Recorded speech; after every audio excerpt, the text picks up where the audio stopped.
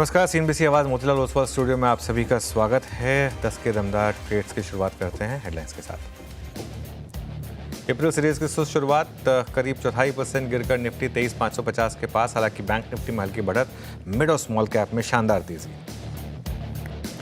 FMCG शेयरों में जोरदार एक्शन, करीब 1.25% उछला Nifty FMCG index. Procter and Gamble hygiene और टाटा कंज्यूमर में 3 से 6% की तेजी। ब्रिटानिया और मैरिको भी भागे। उधर मेटल शेयरों में भी अच्छी खरीदारी, लेकिन आईटी, फार्मा और ऑटो पर तगड़ा दबाव। एफएनओ एक्सपायरी के दिन को लेकर सेबी के प्रस्ताव के बाद stock of the day Bombay stock exchange करीब 13% चढ़कर बना एफएनओ का टॉप गेनर। उधर सीडीएसएल और एमसीएक्स में भी 4% की मजबूती। और सेबी ने इक्विटी डेरिवेटिव्स के एक्सपायरी का दिन तय करने के लिए जारी किया कंसल्टेशन पेपर। 17 अप्रैल तक सुझाव मांगे। सेबी सूत्रों के हवाले से बड़ी खबर, दोनों एक्सचेंज को अलग अलग रखने होंगे दिन। सेबी के कंसल्टेशन पेपर के बाद एनएसई ने सोमवार को एक्सपायरी का फैसला टाला।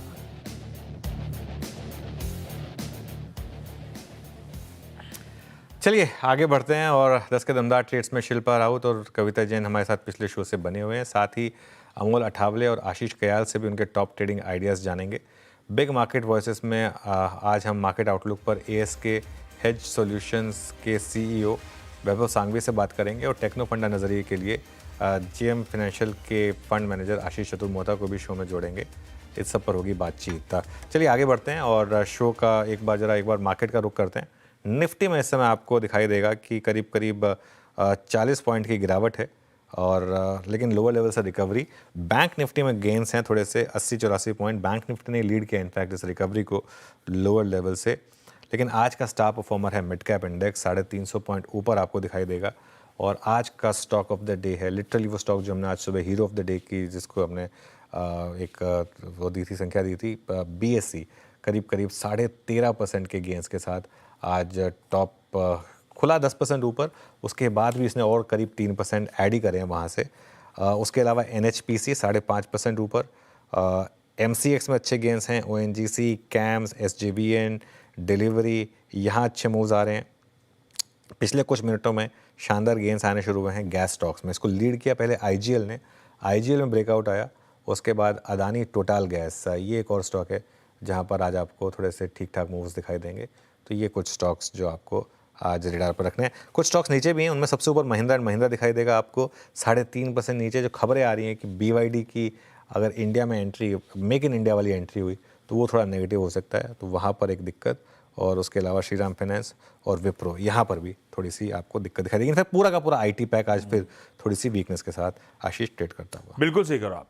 एक एमएनएम हुआ, दूसरा आईटी पैक हुआ जो दिक्कत करते हुए आईटी इंडेक्स खुद 1.5% दबाव के साथ कामकाज करता हुआ। तो ये वो इंडेक्स पे जो भारी पड़ रहे हैं, इसीलिए शायद इंडेक्स लाल में, लेकिन स्टॉक स्पेसिफिक एक्शन बढ़िया है। मिड कैप्स आउट परफॉर्म कर रहे हैं। Breadth 45 minute down the line advances के फेवर में जस की तस बनी हुई है। हाँ, अब इस समय 2/3 स्टॉक्स कह लीजिए मजबूती के साथ कामकाज करते हुए। लेकिन 10 के दमदार ट्रेड्स में जो 4 दिग्गज एक्सपर्ट्स बैठे हुए हैं टेक्निकल पैनल के, उनसे जान लिया जाए उनके रडार पे कौन कौन से स्टॉक्स हैं इस समय। सबसे पहले एक काम करा जाए, कयाल साहब के पास चला जाए। wavestrategy.com के आशीष कयाल साहब जुड़ते हुए। कयाल साहब हाय, गुड मॉर्निंग। कयाल साहब, कैसा मूड आपका और कौन से स्टॉक्स पे दाव लगाया जाए सुबह? Good morning. देखिए, ओवरऑल जो मूड है वो तो पॉजिटिव ही है, क्योंकि मार्केट अच्छा कर रहा है और यहाँ से मेरे ख्याल से market overall buy on dips पे है और परफॉर्मेंस देखा जाएगा आगे भी मिड कैप स्टॉक्स में। तो जो पहला स्टॉक पिक है मेरा वो है एनएचपीसी में। बहुत समय के बाद में यहाँ पर एक अच्छा खासा ब्रेकआउट आता हुआ नजर आ रहा है। वॉल्यूम जबरदस्त पिकअप हो रहे हैं कल के दिन भी और आज के दिन भी। तो ओवरऑल एक अच्छा रुझान बनता हुआ नजर आ रहा है एनएचपीसी के अंदर। बाय की राय होगी। यहाँ पर टारगेट जो निकल कर आ रहे हैं वो करीबन 91 का है और स्टॉप लॉस लगाना होगा 84 लेवल्स का। ओके, एनएचपीसी पर एक ट्रेड बनती हुई यहाँ सुबह से हम ट्रेड कैरी भी कर रहे हैं और अच्छा मोमेंटम, इस समय एक फ्रेश मोमेंटम भी यहाँ पर। शिल्पा जी, आपकी इस समय की 2 ट्रेड्स? जी, मेरा पहला रहेगा टीटागढ़ में। टीटागढ़ एक कंटिन्यूस स्ट्रेंथ दिखा रहा है, अभी 820 के अराउंड है। तो ये इसका एक अच्छा खासा ब्रेकआउट लेवल भी है, तो आप यहाँ पे 795 के स्टॉप लॉस से टीटागढ़ में लॉन्ग जा सकते हैं। 880 से लेके 900 इसके नेक्स्ट टारगेट्स हो सकते हैं। किसी को अगेन ऑप्शंस के थ्रू ट्रेड लेना है तो 820 का कॉल ऑप्शन जो रफली 45 रुपीस के अराउंड ट्रेड कर रहा है, आप इसमें भी पार्टिसिपेट कर सकते हैं। स्टॉप लॉस यहाँ पे 30 का रखिए and look for targets of 65 से लेके 70।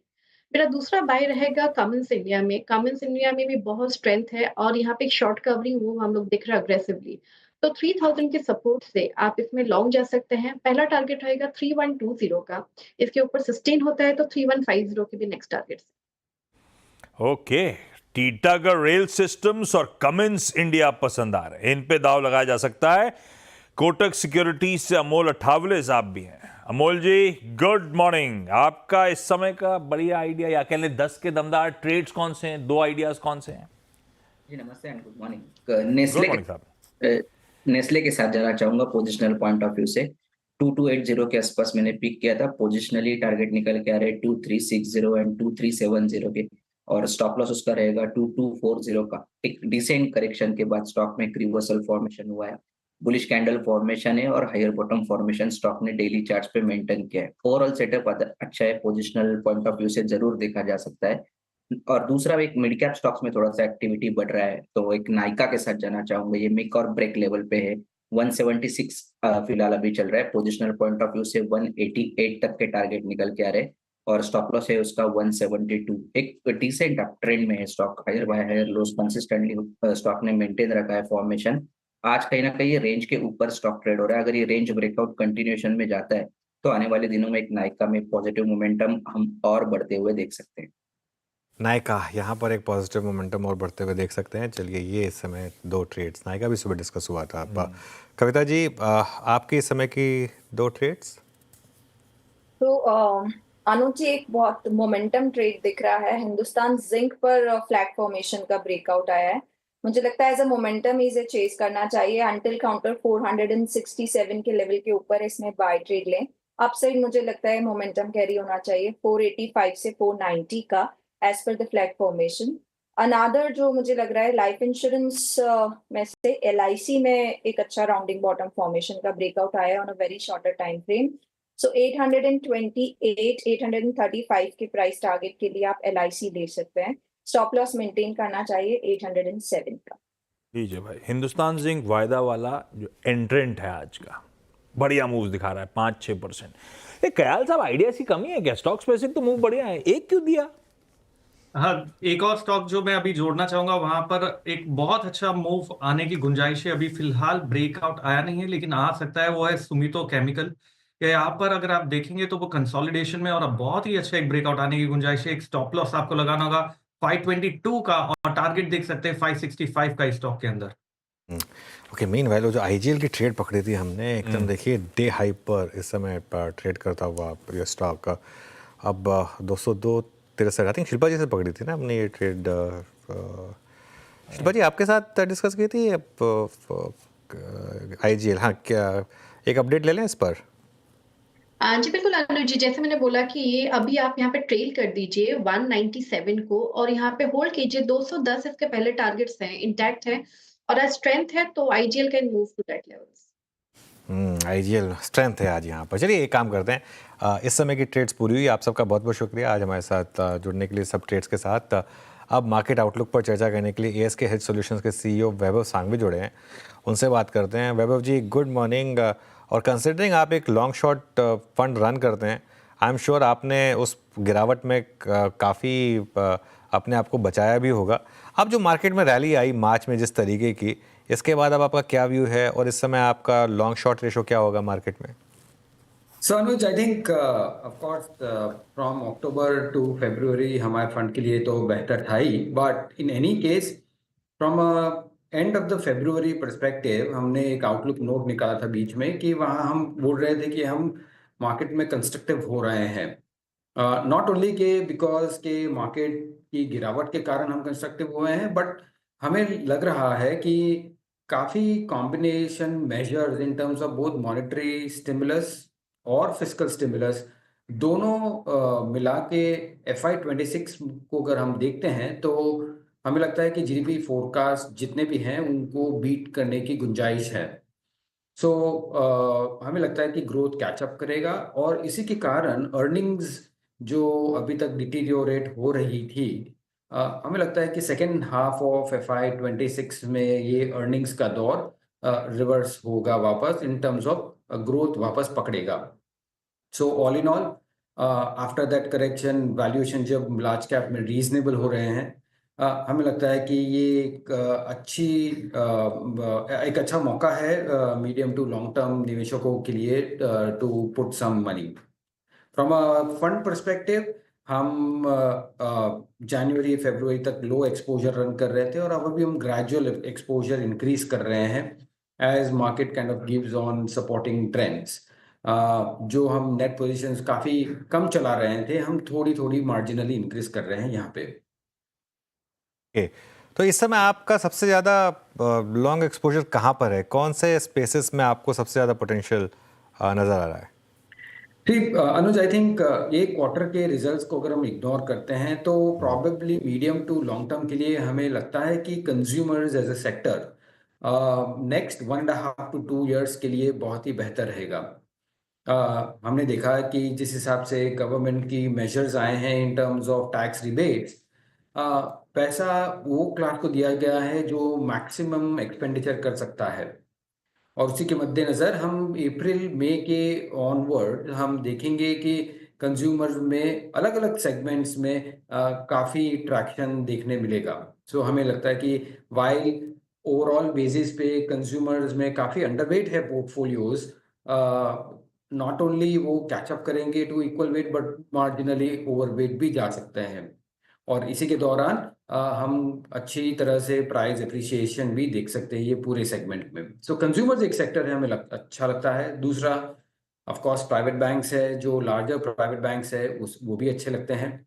And lastly in terms of financial services as well, ये ऐसा सेगमेंट है जो हमें लगता है कि फ्रॉम मीडियम टर्म परस्पेक्टिव भी ठीक लग रहे हैं.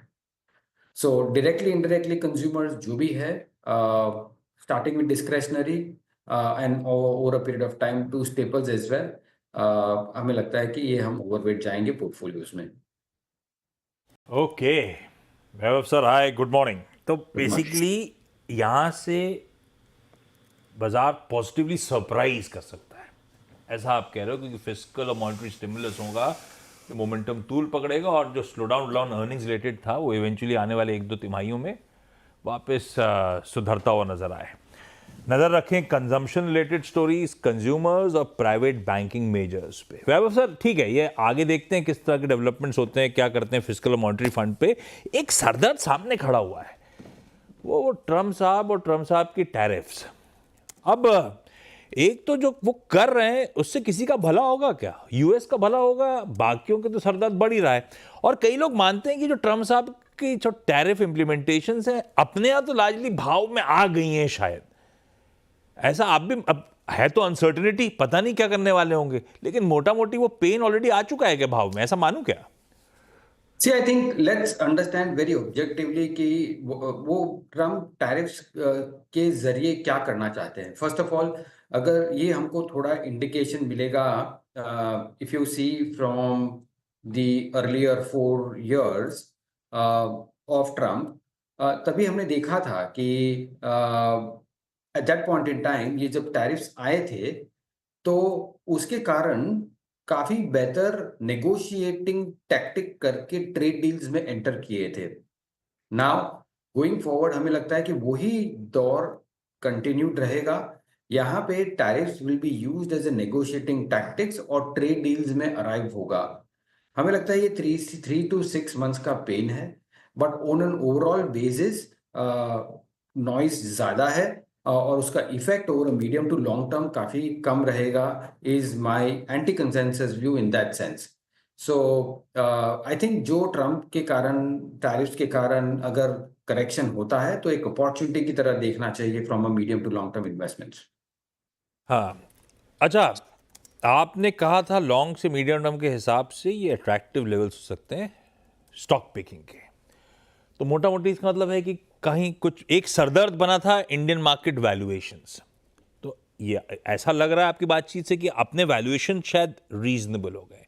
और जब रीजनेबल लग रहे हैं तो ये लार्ज कैप्स के साथ साथ क्या ऐसा है कि ब्रॉडर मार्केट्स में भी जो कोर्स करेक्ट करा था हमने, अब लार्जली हालात पटरी पे आ गए हैं वैल्यूएशंस के फ्रंट पे? See I think large cap reasonable है, बट स्टिल अगर हम आप देखते हैं ऑब्जेक्टिवली मिड कैप और स्मॉल कैप्स अभी भी थोड़े महंगे चल रहे हैं. सो उसमें हम वेट करेंगे before aggressively investing. But large cap at every decline हमें लगता है कि एक पॉजिटिव रिटर्न देने की गुंजाइश रखता है. एंड लास्टली अगर आप इंटरेस्टिंगली देखेंगे तो एफपीआई फ्लोज भी पॉजिटिव हो रहे हैं. So if economy GDP numbers better होते हैं FY26 में, अर्निंग स्टेबलाइज होते हैं और साथ में एफपीआई की इन्वेस्टमेंट्स भी आती है वापस, तो all the variables then start getting into place for a decent return. Okay, BSC 15% पर अब फ्रीज हो चुका है. 10% की फ्रीज खुली और अब 15% की फ्रीज पर आपको ट्रेड करता हुआ दिखाई देगा एफएनओ में, क्योंकि वो शॉर्ट कवरिंग एफएनओ में हो रही है. वैभव जी, ये मार्केट पार्टिसिपेंट स्टॉक्स में क्या वापस एक नई तेज़ी की शुरुआत हुई है? क्योंकि इस स्पेस ने काफ़ी शानदार रिटर्न्स दिखाए थे, उसके बाद करेक्शन भी ब्रूटल रही थी, लेकिन अब अगर मार्केट इंप्रूव हो रहा है तो क्या ये स्टॉक्स भी इंप्रूव होंगे? अनुज, आई थिंक ये directly related to the market movement है एक तरीके से. बट अगर हम देखते हैं कि मार्केट का एक प्रॉब्लम भी है कि वो एक्स्ट्रापोलेट करते रहते हैं in terms of the numbers, earnings, under not I mean forgetting के at the end of it ये सिक्लिकल सेक्टर है इन दैट सेंस. तो आप सिक्लिकल सेक्टर को कितना मल्टीपल देते हो, ये बिगेस्ट क्वेश्चन मार्क है. Of course business matrix improve हुए हैं, लार्जर इकोसिस्टम इंप्रूव हुई है, ऑडियंस बड़ी है, but on an overall basis they are also prone to market movements over a period of time. Also उसमें regulatory अगर what is intervention होती है in terms of various rules regulations जब change होती हैं, तो I think all of these get affected on these sectors as well. So हमें लगता है कि bigger call would be to understand the multiples of these kind of names for a medium to long term outlook. In our view, it is a very cyclical industry, तो उस हिसाब से discounting होनी चाहिए. ओके, बिल्कुल. एक और space जहां पर मोमेंटम लौटा है वो है डिफेंस और रेलवेज. यहाँ पर क्या भी होगा आपका? सी आई थिंक डिफेंस में जिस हिसाब से ये क्वार्टर में हमने एक्टिविटी देखी है वो काफ़ी बेहतर रही है in terms of order inflows, और एक कमिटमेंट भी है from an make in India perspective on an overall directional. हमें over a longer period of time ठीक लगते हैं. द ओनली थिंग यहाँ पे देखना है कि we should not get carried away again with the same multiples और valuation kind of game, in that sense के अगर आप 35 टाइम 40 टाइम 45 टाइम पे अगर इन्वेस्ट कर रहे हो in these kind of companies, तो the gestation period to arrive at those kind of expected returns वो थोड़ा ज़्यादा हो जाता है. तो मेरे नज़रिए से जब भी मार्केट्स करेक्ट होते हैं, ये स्टॉक्स में डिक्लाइन आती है, तब देखना चाहिए. But on an overall business perspective I think उसको मीडियम टू लॉन्गर टर्म में आई थिंक पॉजिटिविटी कंटिन्यूड रहेगी. मेरा एक जाते जाते आखिरी सवाल. अपने को तो पोर्टफोलियो कंस्ट्रक्ट करने का आपने हरी झंडी दे दी, तो अब पोर्टफोलियो कंस्ट्रक्ट करने के लिए कंफ्यूजन, वैभव जी, वो अपने आप को इस समय डिफेंसिव तक रिस्ट्रिक्ट करूं, या जिन स्टॉक्स की चर्चा हो रही थी जिन्होंने पिछले समय में बड़ा ताबड़तोड़ तेजी दिखाई थी, कोई डिफेंस, कोई ईएमएस रिलेटेड प्लेस, कोई ये इंडस्ट्रियल्स, इनका तड़का बैट करूं फॉर द टाइम बीइंग? जाऊं किस तरफ, टिल्ट कहां रखूं? See I think two very distinct points here कि अगर हम सेक्टर कॉन्फ़िगरेशन जो होते हैं उसके पहले एक हमें ध्यान रखना चाहिए from an asset allocation perspective. और एसेट एलोकेशन में ऑफ कोर्स आपके हर एक सेगमेंट में इन्वेस्टमेंट्स होने चाहिए, including your large caps, mid and small cap, depending upon the comfort and the risk ability you take. Secondly, जब हम सेक्टर कॉन्फ़िगरेशन की बात करते हैं तो एक वेरी इंटरेस्टिंग ट्रेंड है कि फ्रॉम दिस गवर्नमेंट हमने लास्ट 9 साल 10 साल में एक क्लियर फोकस देखा था till now in terms of focus on supply side, industrials, और जो भी रिफॉर्म्स देखे, largely GST, corporate tax reduction, PLIs, Make in India, वो काफी सेंट्रिक थे सप्लाई साइड के लिए, और द व्यू वाज कि ये supply side over a period of time will increase the employment and then the consumption will increase. But last 10 years इतना हो नहीं पाया from a consumption stand point, और इस तरफ at this point in time in the last 6 months हम देख रहे हैं एक distinct change both from a state and the centre basis, जहां वेलफेयर एक्सपेंडिचर इंक्रीज हुई है, टैक्स रिबेट इंक्रीज है, hands in the money in the hands of the consumers आए हैं। So my sense is a very well balanced portfolio, not skewed towards industrials, capcos, infra, but starting to have some exposure to the consumption side will merit some attention from a portfolio perspective. Okay चलिए, बहुत बहुत शुक्रिया वैभव जी आज हमारे साथ जुड़ने के लिए और इन सब टॉपिक्स पर बात करने के लिए। अब चलिए हमारे साथ जेएम फाइनेंशियल के फंड मैनेजर आशीष चतुर मोहता जुड़े हैं, उनसे बातचीत करते हैं। आशीष गुड मॉर्निंग। आशीष, आज का star of the day BSE, एक बार पहले इस पे बात हो जाए, 15% ऊपर, क्या भी होगा स्टॉक पर अब? गुड मॉर्निंग अनुज। तो देखिए बिल्कुल बीएसई ने एक बहुत ही बढ़िया रिकवरी दिखाई, खासतौर पर जो अभी लेटेस्ट डेवलपमेंट हुए एक्सपायरी रिलेटेड, जहां पर पे सिर्फ 2 एक्सपायरी को अलाउ किया गया और ट्यूसडे और थर्सडे की डेट्स को ही फिक्स किया गया। तो ये डेफिनेटली बीएसई के लिए वापस एक बहुत ही पॉजिटिव न्यूज़ है। एज अ डिस्क्लोजर स्टॉक हमारे पोर्टफोलियोज में भी बना हुआ है, तो मेरे हिसाब से ये न्यूज़ काफ़ी अच्छी है और जिसके चलते मुझे लगता है कि एक जो स्टॉक ने गिरावट दिखाई थी ऑलमोस्ट 6200 के लेवल से, मोटा मोटी हम देख रहे थे कि 4000 के नीचे चला गया था, वो रिकवरी आ रही है और मेरे हिसाब से अब ये वापस नए ऑल टाइम हाई को क्रॉस करने की तैयारी करेगा। और हमारा ये मानना है कि बीएसई का जो मार्केट शेयर है जो 16% तक नीचे आ गया था 20% पर जाकर के, वहां पर पे एक रिकवरी आएगी और शायद 20-22% के ऊपर वापस मार्केट शेयर मुझे लगता है कि ऑप्शंस मार्केट में जाता हुआ बीएसई का नजर आएगा, जो बेनिफिट मुझे लगता है कि ओवरऑल मार्केट कैपिटलाइजेशन में भी देखने को नजर आएगा। तो मैं इस इवेंट को काफी पॉजिटिवली देखता हूं और आज की रैली के बाद भी मुझे लगता है फर्दर अपसाइड स्टॉक में पॉसिबल है। एज अ डिस्क्लोजर स्टॉक हमारे पोर्टफोलियोज में बना हुआ है। मुबारक हो आपको उस बात के लिए, बढ़िया है। 15% का उछाल एक पार्ट ऑफ द पोर्टफोलियो में नजर आ रहा है चतुर्वेदी साहब को। चतुर्वेदी साहब, लंबी लंबी बातें तो अभी कर ली अवधि वाली पिछले सेगमेंट में, आप जुड़े हो तो जरा सा थोड़ा सा नियर टर्म की तस्वीर पेंट करा लूं।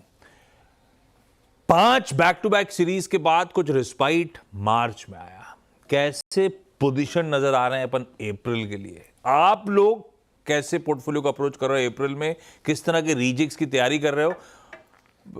स्टॉक स्पेसिफिक बाद में आता हूं। नहीं बिल्कुल, तो पहले सेक्टर की बात करूं आशीष जी, देखिए मेरे हिसाब से सबसे पहले हम जो एक चर्चा कर रहे थे बैंकिंग फाइनेंशियल, ये हम काफ़ी अच्छी पोजीशन हमारे पोर्टफोलियो में इसकी लेके बैठे हुए हैं। सेकंड है डिफेंस, तो पूरे जो पब्लिक सेक्टर स्पेस में अगर से हम किसी चीज़ पे काफ़ी पॉजिटिवली कंस्ट्रक्टेड है वो है पूरा डिफेंस का बास्केट, क्योंकि हमने देखा कि पिछले जो 6 महीनों में जो डेवलपमेंट्स हुए उसके बाद यूएस में जब ट्रंप के इलेक्शन के बाद उन्होंने कहीं ना कहीं बात की कि डिफेंस की स्पेंडिंग को कम करे, पर उसके बावजूद भी यूरोप के अंदर में एक बड़ा डिफेंस का लोकेशन हमें देखने को नजर आया। आप हमारे यहाँ के डेटा पॉइंट देखिए, पिछले 10-15 दिनों के अंदर में कम से कम 50,000 करोड़ के ऑर्डर पे मंजूरी गवर्नमेंट ने दी, और कल बीईएल के अंदर में ऑर्डर आया, उसके 3-4 दिन पहले भारत डायनेमिक्स के अंदर 3 से 4,000 करोड़ का ऑर्डर बुक आया। तो कहीं ना कहीं जो ऑर्डर बुक पोजिशनिंग है पूरे डिफेंस स्पेस में वो बढ़ती हुई नजर आई, और उसका बेनिफिट ये मिलेगा कि यहाँ पर पे रेवेन्यू विजिबिलिटी बहुत स्ट्रांग नजर आ जाएगी। एग्जीक्यूशन कैपेबिलिटी अगर से आती है तो 15 से 20% की टॉप लाइन ग्रोथ इस पूरे सेक्टर में देखने को नजर आएगी। तो ये डिफेंस जो है वो एक बहुत ही बेहतरीन स्पेस हमें नजर आता है। तीसरा, कल हम अनुज के साथ चर्चा कर रहे थे ईएमएस स्पेस की, यानी कि इलेक्ट्रॉनिक मैन्युफैक्चरिंग सर्विस स्पेस की, और जिस तरह से गवर्नमेंट का एक रिन्यू फोकस है पूरे कंपोनेंट मैन्युफैक्चरिंग इकोसिस्टम को इंडिया के अंदर में डेवलप करने का, पीसीबी के इकोसिस्टम को डेवलप करने का, उसका बेनिफिट भी मुझे लगता है ईएमएस कंपनीज को देखने को मिलेगा। और ये ट्रेंड आपको क्लियरली नजर आ रहा है कि एक अच्छी खासी गिरावट के बाद इन स्टॉक्स का जो रिबाउंड है या जो इनकी जो स्ट्रेंथ है वो काफी अच्छे से लौटी है, जो क्लियरली इंडिकेट कर रही है कि नेक्स्ट राउंड ऑफ रैली में ये काफी अच्छी तरह से बाजार के साथ पार्टिसिपेट करते हुए नजर आएंगे। बिल्कुल। अच्छा, कल एक और स्पेस की हम चर्चा कर रहे थे आपस में कि सीमेंट पे फोकस रखिए, जब मैं और वीरू बात कर रहे थे, क्योंकि एक यहाँ पर एक तेज़ी के साइन बन रहे हैं। आज सुबह एक रिपोर्ट भी आई खैर श्री सीमेंट पर, वो ग्रीन में, और रैमको सीमेंट 2.25% ऊपर। आशीष, सीमेंट पर आपका क्या व्यू होगा, और कोई स्टॉक आपके रेडार पर अगर सीमेंट में हो तो? रैमको देखिए इस समय डे हाई पर। बिल्कुल। तो अनुज, यहाँ पे 3 चीज़ बहुत इंपॉर्टेंट चल रही है। एक, जो सेक्टर के अंदर में बड़ा कंसोलिडेशन चल रहा है, उसकी वजह से हम ये देखने को मिल रहा है कि छोटे प्लेयर्स निकल रहे हैं, बड़े प्लेयर्स वापस से मार्केट के अंदर में अपनी सेक्टर कंसोलिडेशन कर रहे हैं। जिसकी वजह से क्या होगा कि जब आप कंपनीज को मर्ज करते हैं तो कॉस्ट सिनर्जीज बहुत अच्छी मिलती है। दूसरी बात, जिस तरह से वेस्ट हीट रिकवरी सिस्टम को इम्प्लीमेंट करना या जो दूसरे ऑपरेटिंग लीवरेज है, उसकी वजह से आप देख रहे हैं मार्जिन्स में एक रीजनेबल एक्सपांशन हमें सीमेंट कंपनीज के अंदर देखने को मिल रहा है। तीसरी जो चीज सबसे इंपॉर्टेंट हो रही है कि डिमांड का जो पिकअप है वो काफी अच्छा है, जिसकी वजह से थोड़ी प्राइसिंग पावर सीमेंट कंपनीज को मिलेगी और सप्लाई उतनी फास्ट आ नहीं रही क्योंकि नई कैपेसिटीज नहीं आ रही। ये जो सेक्टर के अंदर में हो रहा है, ये कंसोलिडेशन हो रहा है, ना कि न्यू कैपेसिटीज का आना, जिसकी वजह से प्राइसिंग पावर भी सीमेंट स्पेस में देखने को नजर आ रहा है। क्योंकि जनरल इलेक्शन और 2 स्टेट इलेक्शन ऑलरेडी हो चुके हैं, जिसकी वजह से आपने देखा था केपेक्स स्पेंडिंग में कमी आई थी। अब ये केपेक्स कहीं ना कहीं रिकवर होता हुआ नजर आएगा। 72,000 करोड़ का मंथली एक तरीके से केपेक्स हम गवर्नमेंट स्पेंडिंग में देख रहे थे। ये नंबर इवेंचुअली 90,000 से 1 लाख करोड़ मंथली पे जा सकता है ऑन एन एवरेज बेसिस, जिसका क्लियर कट बेनिफिट मुझे लगता है सीमेंट स्टॉक्स रहेंगे।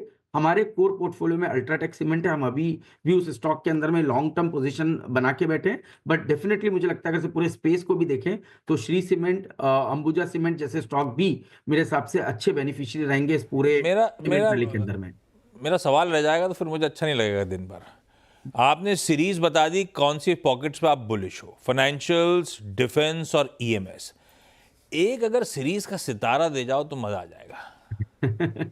तो मैंने कल बात की थी आशीष जी, और स्टॉक होगा होटल स्पेस से। तो ये जो 3 स्टॉक सेक्टर है, इनकी तो हमने चर्चा पहले कई बार की, पर मेरे हिसाब से होटल सेगमेंट भी काफी अच्छा करेगा। और यहाँ पर जो स्टॉक हमें काफी अच्छा लगता है वो है आईटीसी होटल्स। कल भी हमने इसकी बात की थी एज अ डिस्क्लोजर, स्टॉक हमारे पोर्टफोलियो एपेक्स बीएमएस में भी हमने लिया है। मेरा ये मानना है कि जो इंडियन होटल्स है वो 38 टाइम 40 टाइम ईवी एबिटा पे ट्रेड कर रहा है, वहीं आईटीसी होटल हमें 20 टाइम्स के नीचे ईवी एबिटा पे ट्रेड करते हुए देखने को मिल रहा है। यहाँ पर पे भी आपका रिटर्न ऑन कैपिटल एम्प्लॉयड में जबरदस्त एक्सपांशन देखने को नजर आएगा, और मैं समझता हूं धीरे धीरे 13 से 14% की आरओसी देखने को मिलेगी। उसका कारण है ऑपरेटिंग मार्जिन में इंप्रूवमेंट, जो कि 450-500 बेसिस पॉइंट का ऑपरेटिंग मार्जिन में इंप्रूवमेंट होने वाला है। चलिए, तो मेरे हिसाब से आईटीसी होटल एक प्रेफर्ड बेट रहेगी। ITC hotels. कहीं जा रहे हैं क्या आशीष लॉन्ग वीकेंड पर? बिल्कुल जा रहा हूँ। 3 तारीख को मैं गोवा जा रहा हूँ अनुज। तो मेरे ख्याल से वहां पर पे जा रहा हूँ, और उसके बाद भी मैं दिल्ली में थोड़ा घूमने जा रहा हूँ 3-4 दिन फैमिली के साथ। तो ये 2 जगह भी प्लान बने हुए हैं। ओके। और आशीष, आप भी जा रहे हैं लॉन्ग वीकेंड पे कहीं? नहीं, इनकी और बहेती साहब की फोटो देख के एंजॉय कर लूंगा मैं। कहीं तो जा रहे होंगे आप, 4 दिन का ब्रेक मिला है तो? नहीं, वो डॉटर की कोचिंग चलती है वीकेंड्स पे भी, कहीं नहीं जा सकता। चलिए ठीक है। आई एम श्योर श्रेय और कंचन ने जरूर प्लान बना लिया होगा लॉन्ग। हाँ, ये दोनों पता नहीं लोनावला, महाबलेश्वर, पता नहीं क्या क्या बातें कहीं ना कहीं है ना, कुछ ना जी। कुछ प्लान बना हुआ है। नहीं सर, अभी तो हाल फिलहाल तक तो नहीं बना, बट हाँ वी आर ट्राइंग कि बन ही जाए। चलिए ठीक है। ओके, मैं तो खैर सोने वाला हूँ इस लॉन्ग वीक। अरे भाई, मैं सच बताऊँ, मैं कितने दिन होगा कंटिन्यूअस? 5, 6, 7 और इधर 12 दिन से, तो इसके लिए इस लॉन्ग वीकेंड से चतुर्मोता साहब भी जागे हमारे लिए यार। आप रेस्ट करो, कहाँ घूमने लगे हो? उसी थकावट को निकालने के लिए घूमने जा रहे हैं आशीष जी।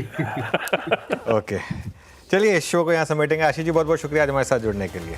और ब्रेक के बाद श्रेया और कंचन लेकर आएंगे ट्रेडर्स हॉटलाइन।